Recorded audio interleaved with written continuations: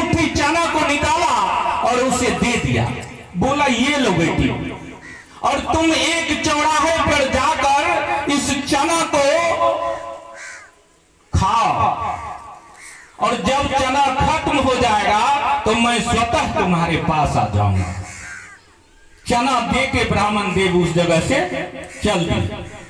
ये बेचारी जाके एक चौराहे पर जाके बैठ के चना को चबाना शुरू कर दिया, खाना शुरू कर दिया। दोपहर की समय था, स्कूल का छुट्टी हुआ, टिफिन हुआ, उधर से बच्चा लोग आ रहे हैं, देख रहा है क्या है बड़की माय कौन चीज खाई छे रोड पर। बच्चा कहे छे बड़की माय तेंगो हमरो दोहो न, कहे छे भागले कि ने तोरा देबो, हमरा बड़ा भाग से मिलल छे, तोरा कहां से देबो, भागो यहां से। बहुत बच्चा, कम से कम 5 बच्चा उससे मांगा, किसी को नहीं दिया, किसी को नहीं दिया, और वो चना खुद चला गई। जैसे ही खत्म हुआ उस जगह ब्राह्मण देव आ जाते हैं, कहते हैं बेटी चना खा गई? बोला हाँ ब्राह्मण देव मैं तो खा गई। बोला कोई मांगने के लिए आया भी था? तो बोला आया तो था लेकिन मैंने दी नहीं।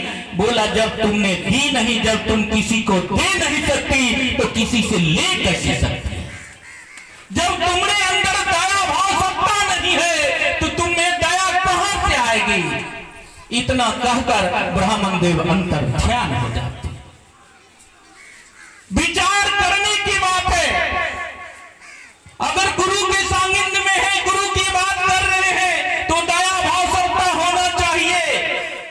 एक दूसरे को विपदा को मिटाने की शक्ति होना चाहिए, तभी आप पे महादेव दया बरसाएंगे।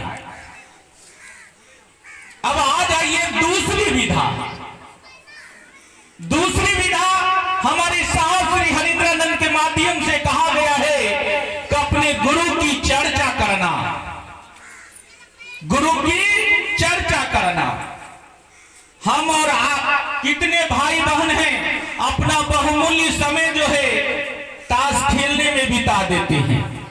कितना दीदी लोग हैं एक दूसरे के पास बैठ के निंदा शिकायत में उड़ा देती है समय को। समय बहुत मूल्य चीज है।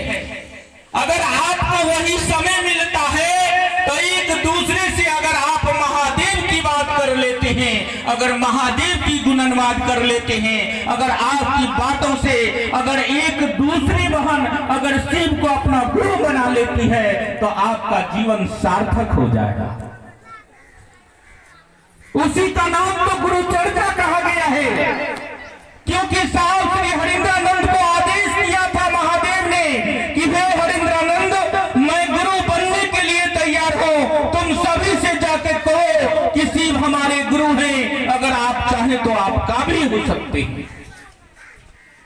उसी प्रकार से मैं गुरु तत्व होने के लिए तैयार हूं, तुम सभी से तो कहो, कहने का तो प्रयास करो कि शिव हमारे गुरु हैं, अगर आप चाहें तो आपका भी हो सकते हैं। हमारे जीवन में ऐसा अनुभूति आया, अगर आप भी शिव को गुरु मान लेंगे, शिव से दया मांगने लगेंगे तो आपके भी जीवन में इस प्रकार की अनुभूति आ सकती है।